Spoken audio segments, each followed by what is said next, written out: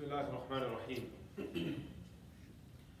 Alhamdulillah, alhamdulillah wa kafa.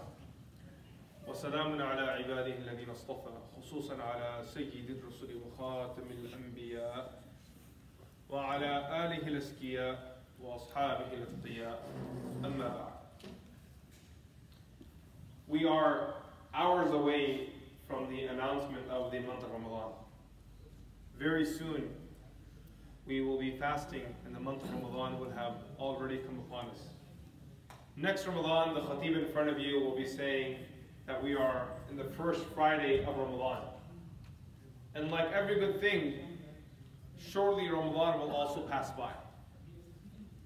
If a person wants to benefit from something, it is absolutely necessary that before you engage, you try to prepare yourself mentally to engage in a way that's effective, that you can make the most out of your time with that blessing. Now, I see the Muslim community being in two groups. There are those folks in our community that are super excited about Ramadan. If you ask them, how do you feel about Ramadan? They say, I'm excited, Ramadan's going to be awesome, I'm looking forward to fasting. While there are other folks in our community who are nervous about Ramadan, but they don't talk about it, they don't say it, because everyone else is so happy and everyone's so excited, and you ask them, how are you? What do you feel about Ramadan? They're like, I don't know. I mean, I guess I'm happy. I think I'm supposed to be happy. And the skepticism or their concern is based on a few factors. The one factor is obviously the fasting itself. Long hours, I'm not used to fasting, it might get really hot outside, I have work, little sleep, that gives me anxiety. When I have anxiety, my body starts developing pain, I can't sleep again properly, so my 30 days are just a big mess. That's a concern some people have, and it's a legitimate concern. While there are other folks, their concern is that every year when Ramadan comes, I give it the best I can, but the effects of Ramadan don't last long.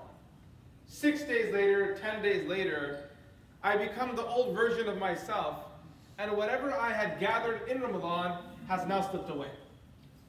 And I don't like going back to, square one after putting so much effort in Ramadan every year. And then for some folks, there's also this question that did Allah subhanahu wa ta'ala even accept my fasting if I have returned back to my old life short after Ramadan? For other folks, there's a question, what's the purpose of the ibadah then? What's the purpose? Like we have this concept in our community, right? Someone does a good deed, and then if they can't retain it, everyone in the community jumps on that person and says, what was the point doing it? Like a young man who memorizes the Quran and then unfortunately can't retain the lifestyle of a hafid, which is not ideal, by the way. But the whole community jumps on this person and says, what was the point of memorizing the Quran? Someone's praying salah, someone's coming to the masjid, trying their best to worship Allah subhanahu wa ta'ala. Unfortunately, they haven't figured out all the areas of their life, so everyone says, what was the point praying salah if you're going to continue to sin? Now this person's in a dilemma that I want to be better, but being better is going to require time, and everyone in the community is saying that if my good deeds don't change me, then what was the point? Just recently I received a phone call from a brother who said to me, Imam, I did Hajj 13 years ago, I wish to perform Hajj again. And I don't have a problem with anyone doing multiple Hajjs, I really don't. But I just asked him out of curiosity, why do you want to do Hajj again? What's the reason? He said, because I feel that my previous Hajj wasn't accepted. And I said, okay, is that based off of some reason? Maybe did you skip something in your Hajj? Did you not show up to Arafah? Did you skip your Tawaf al-Ifadah? Like, why do you feel your Hajj wasn't accepted? He says, because after that Hajj, I didn't change much. I'm not perfect. I'm not where I want to be. I'm not praying my salah like I'd like to pray. Like there are so many deficiencies in me, and my Hajj was supposed to change me. Now this is a very serious and real concern, because the Muslim community in particular really fuels this idea that if you went to Hajj and you came back, was your Hajj even accepted?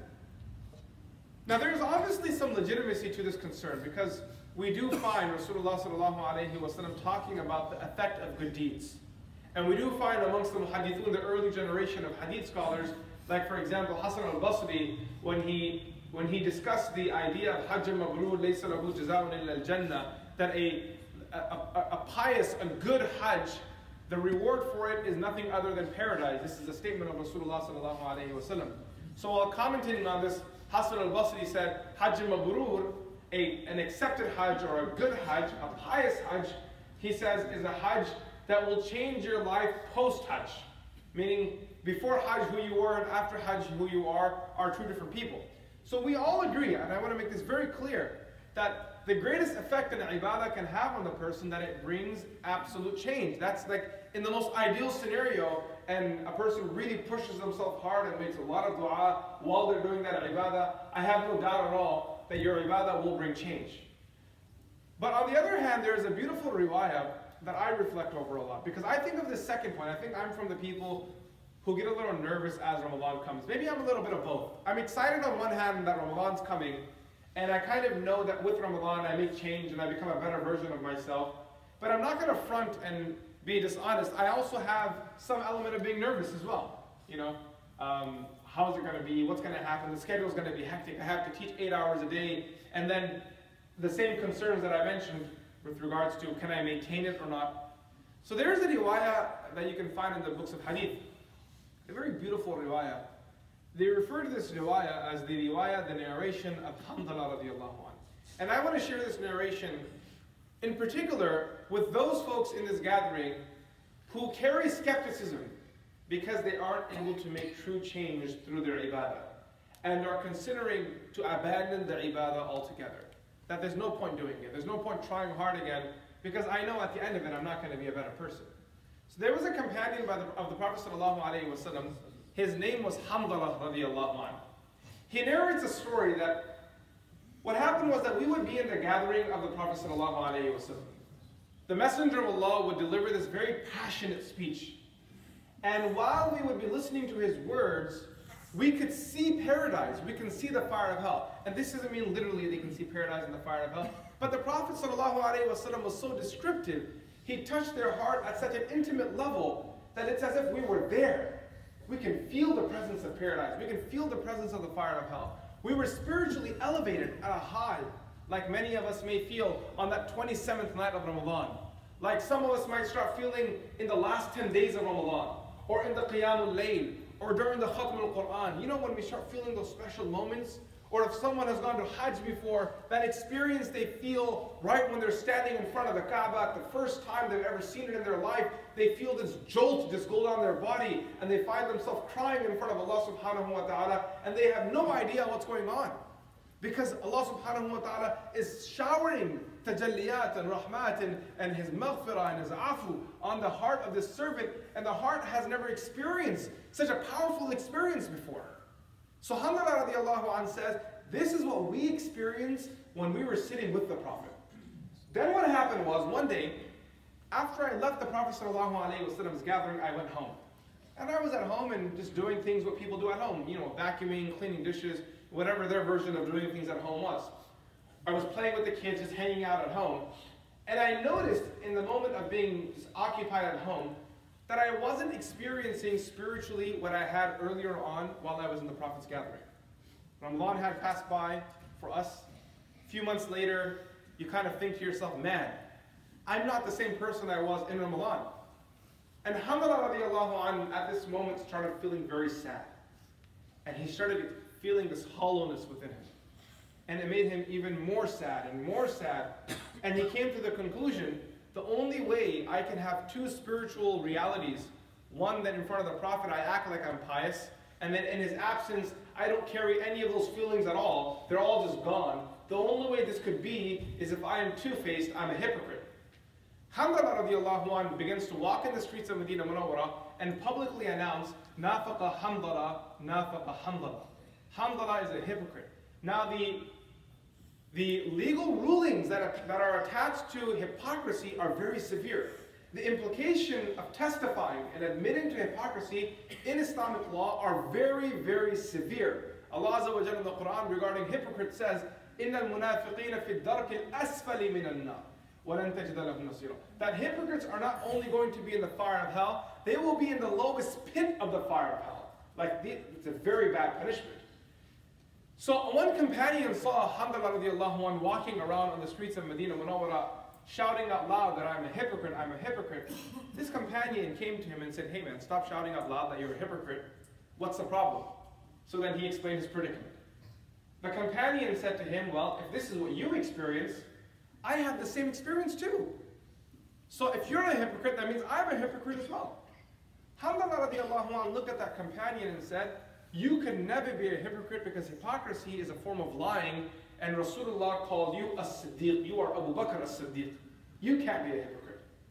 So Abu Bakr as-Siddiq radiallahu anhu said, okay, why don't we both go to the Prophet and present our situation to him? Ya Rasulullah, we have spiritual highs, then we have spiritual lows. What's the reality? How do we understand this? Does Islam have any guidance on this? Rasulullah sallallahu alayhi wa sallam said to them, if you experienced in my absence what you experienced in my presence, the angels would come and do musafaha with you. They would come and shake your hands. And that's not going to happen. Learn to accept your reality. When moments of good present themselves, make the most out of them. Push yourself hard. Because not doing a good deed, because you fear you won't be able to retain it, could never be a good idea. It's like a person that says, I know I'm going to relapse if I quit smoking, so what's the point even trying to quit smoking? Because the reality is, if you follow this logic, you're going to continue to smoke for the rest of your life. You'll never know if you're actually ever going to stop smoking until you try. And that's the same with your ibadah. You never know if that sajda is going to make the greatest change in your life until you try. And then you try again. You never know if that dua is going to change your life until you try. And then you try again. You never know if making dua to Allah and crying in front of Allah will allow you to fall in love with Allah subhanahu wa ta'ala until you try, and then you try again.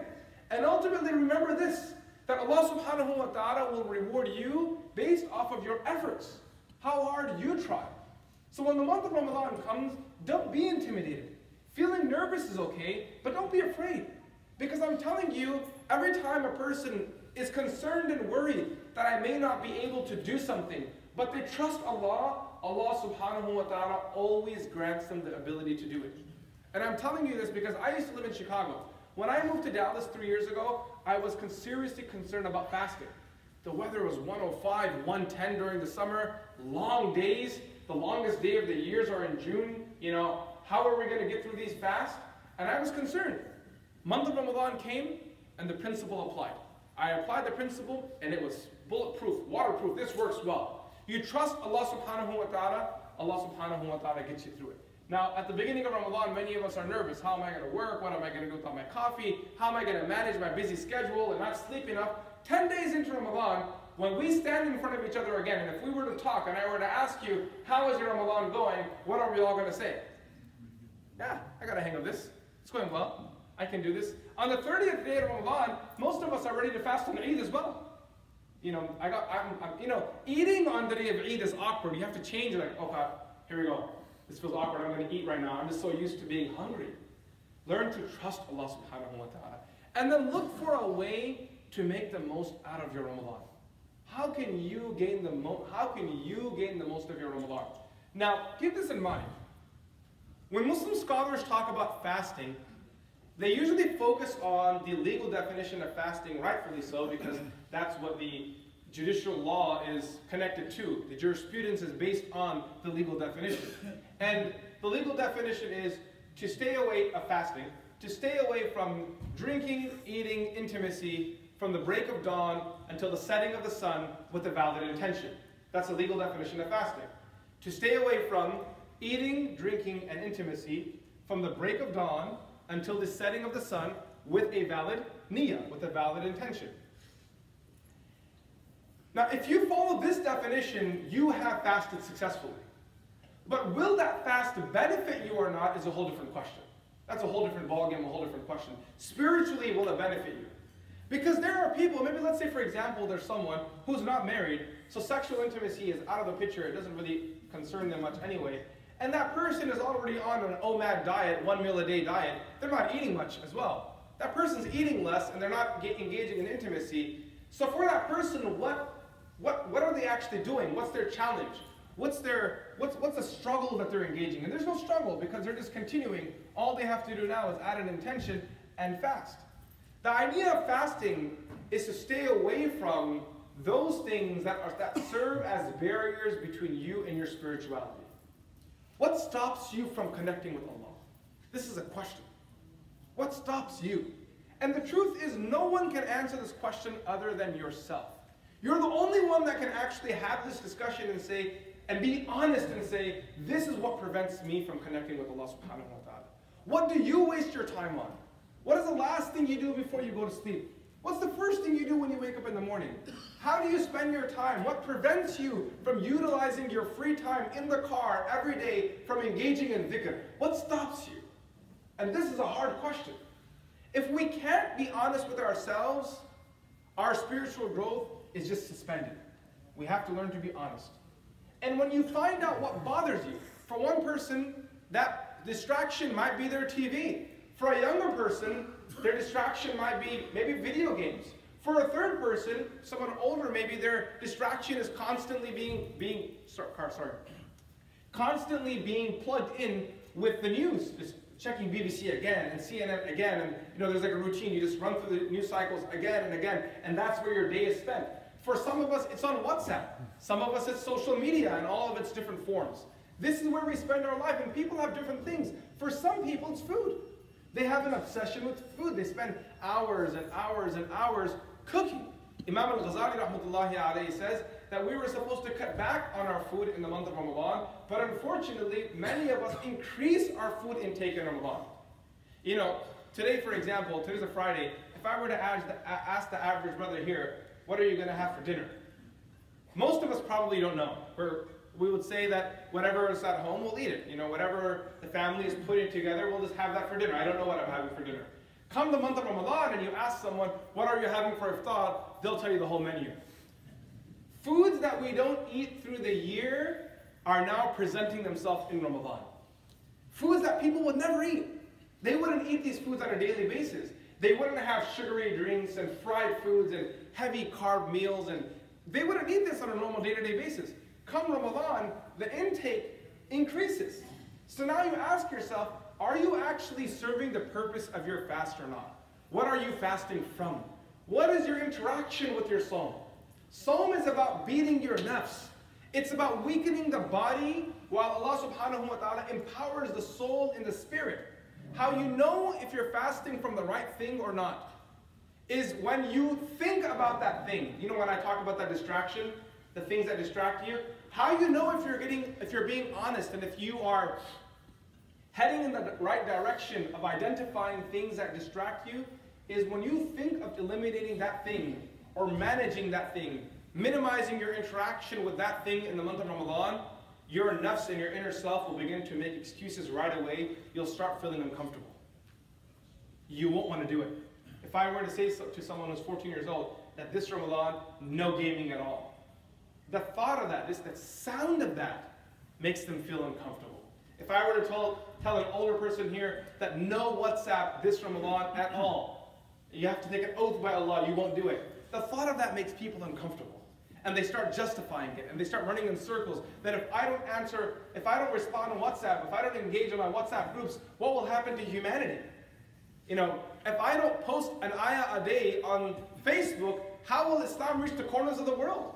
Immediately your nafs starts justifying it. Yes, I do spend time on there, but I also spend time for dawah too. Isn't dawah a good thing on Snapchat and Instagram? Are you guys following? The nafs starts interpreting it. It starts making excuses. And this is what shaitan always does.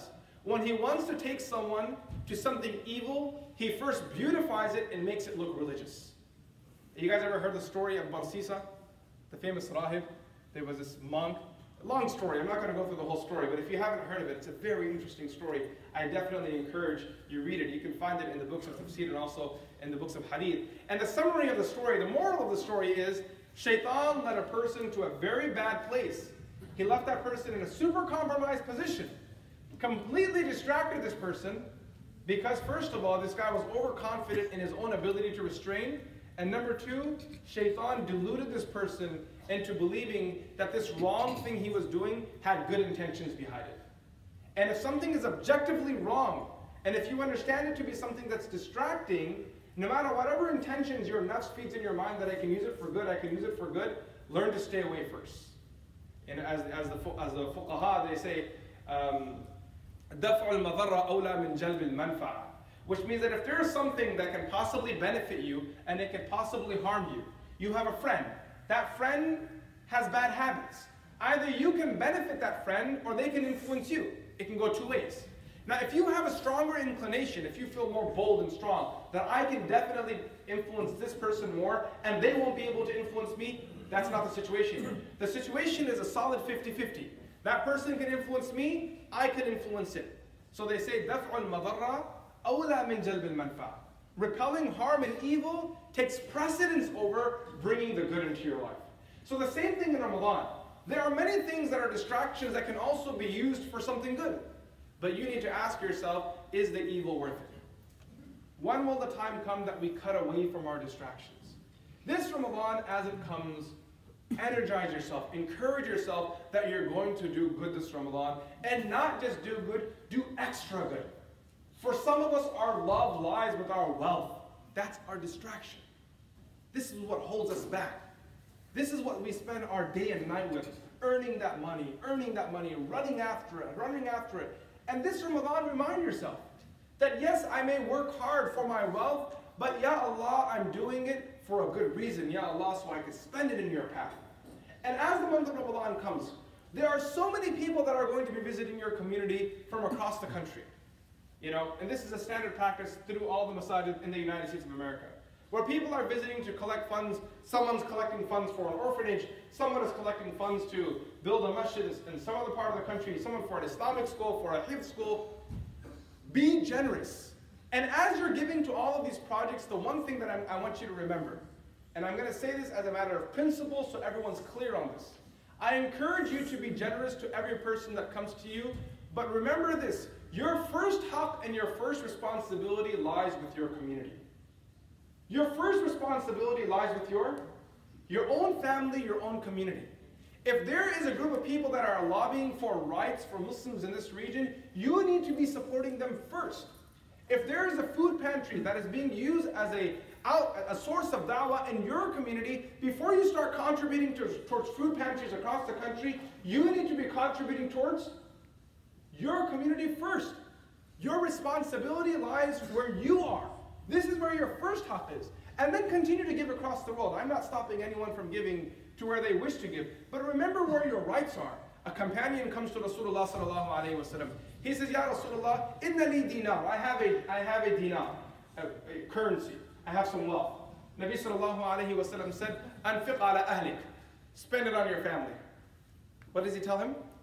Spend it on your family. He says, I have a second one. Nabi sallallahu alayhi wa sallam, there are different riwayat, different variations. He then tells him to spend it either on his neighbor or on his children, and then he tells him spend it on yourself. And then he comes again the fourth time and says, I have another dinar. What do I do now? He's trying to ask the Prophet sallallahu alayhi wa sallam to help him prioritize in his spending habits. And then Nabi sallallahu alayhi wa sallam says, after you've taken care of everyone around you, after you've fulfilled your local responsibility, now go ahead and spend wherever you want to. So remember this as a principle. This month of Ramadan, where you're trying to contribute towards the world, don't forget to contribute towards your community, establishing your institutions. And the same goes with your family. Work on your family. These are the people that are close to you. Don't come to the masjid alone in Ramadan. Bring your kids with you. Bring your families with you. Sit together and grow together. Read the Quran together. Pray salah together. Make dua together. I encourage family members in this community. And I know this may be a harsh one to say, but this is a policy I have in my home. I tell my wife that, look, I know that you enjoy cooking food in Ramadan. It's a tradition. Kids look forward to it. They've been fasting all day. I have no problem with that. But my policy is 60 minutes before iftar, the kitchen is going to be closed.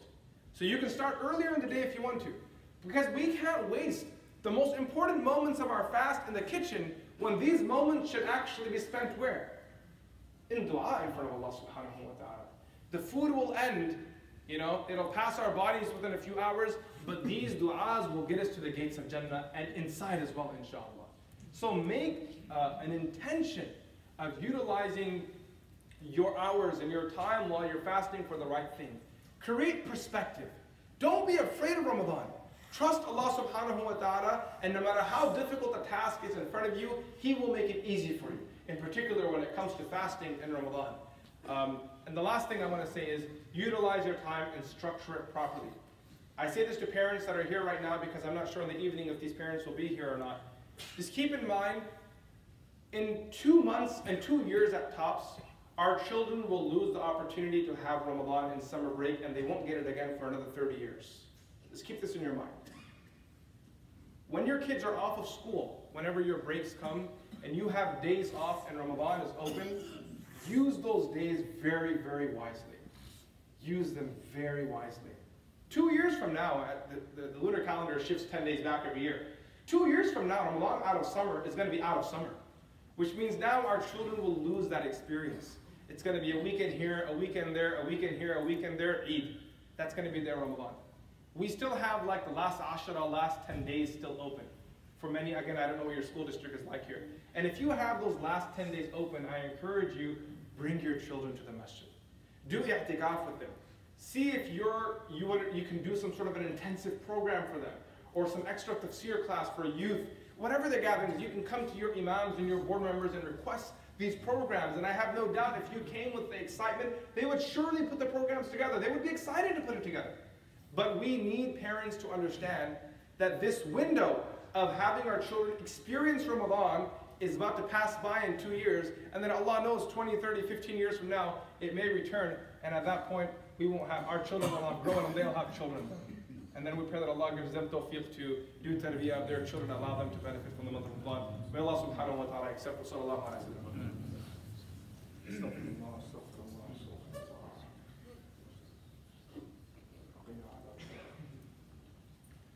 بسم الله الرحمن الرحيم الحمد لله رب العالمين إن الله وملائكته يصلون على النبي يا أيها الذين آمنوا صلوا عليه وسلموا تسليما اللهم صل على سيدنا محمد وعلى آل سيدنا محمد كلما ذكره الذاكرون وكلما غفل عن ذكره الغافلون ربنا آتنا في الدنيا حسنة وفي الآخرة حسنة وقنا عذاب النار ربنا هب لنا من أزواجنا وذرياتنا قرة أعين واجعلنا للمتقين إماما يا رب العالمين اللهم اهدنا فيمن هديت وعافنا فيمن عافيت وتولنا فيمن توليت وبارك لنا فيما أعطيت وقنا واصرف عنا برحمتك شر ما قضيت فإنك تقضي بالحق ولا يقضى عليك إنه لا يذل من واليت ولا يعز من عاديت تبارك ربنا وتعاليت فلك الحمد على ما قضيت ولك الشكر على ما أنعمت به وأوليت نستغفرك ونتوب إليك وصلى الله على النبي الأمي سبحان ربك رب العزة عما يصفون وسلام على المرسلين والحمد لله رب العالمين.